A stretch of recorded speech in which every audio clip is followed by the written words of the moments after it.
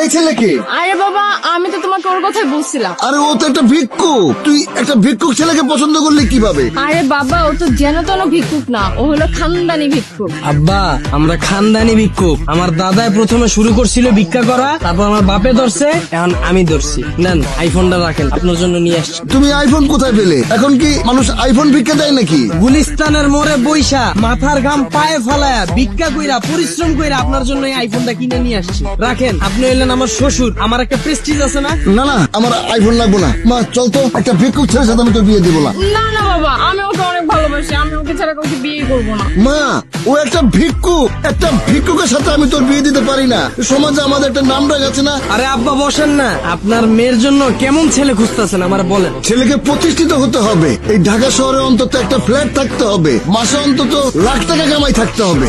আমার ঢাকায় বাড়ি আছে 2টা, উত্তরায় ফ্ল্যাট আছে 3টা। আজকে বনানীতে একটা বুকিং দিয়ে আসছি, যেটা আপনারা উঠবেন। ভিক্ষা করি দেখে কি মনে করছেন মাসে 3 লাখ টাকা কামাই? আরে আমার সবে বরাতের রাত্রি তো টার্গেট থাকে 5 লাখ টাকা। রোজার মাসের শুরু থেকে ঈদ পর্যন্ত 10 লাখ টাকা টার্গেট থাকে, মাঝে মধ্যে 15 লাখ টাকাও কামাই। আমার মনে হয় আমার এই ইনকামটা আপনার মেয়েরে খুশি রাখার জন্য যথেষ্ট। তাও যদি আপনার কম পড়ে মনে হয়, তাহলে আমি শুক্রবার মসজিদের সামনে বসি না, আপনার জন্য ওইটাও করব। আর কি চাই বলেন?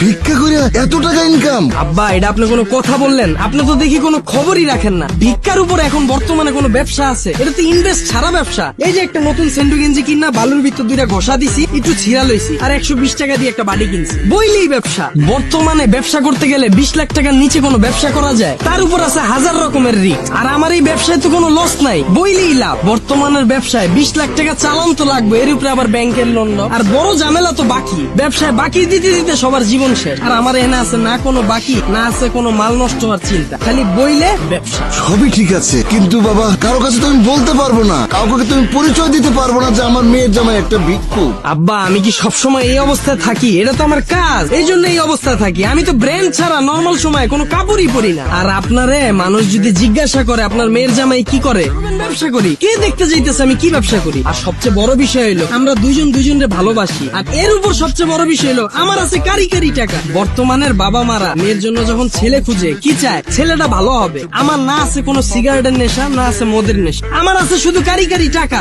আর কি লাগবে আপনার মেয়ের জন্য বলেন, আমি সব করব।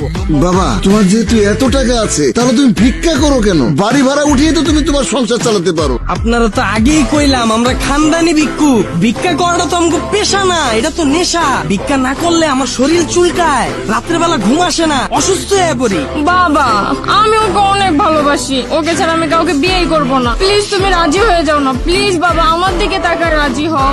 আচ্ছা ঠিক আছে বাবা, কিন্তু দেন মোহরটা। আব্বা, এটা কোনো কথা বললেন আপনি? আমার কি কোনো ভাই বোন আছে? আমার যা আছে সবকিছুই তো আপনার মেয়ে পাবে। যাক, সমস্যা নাই, আপনি যেহেতু টপিকটা উঠাইলেন, দেন মোর 1 কোটি টাকা ধরলাম, যান। বাবা বাবা, আমি রাজি। ধরেন, এই যে আইফোনটা দিলাম, এখন থেকে নর্মাল মোবাইল চালাইবেন না, আইফোন চালাইবেন, ঠিক আছে? ঠিক আছে বাবা, তোমার হাতটা দাও, আমার এই মেয়ের হাতটা আমি তোমার হাতে তুলে দিলাম।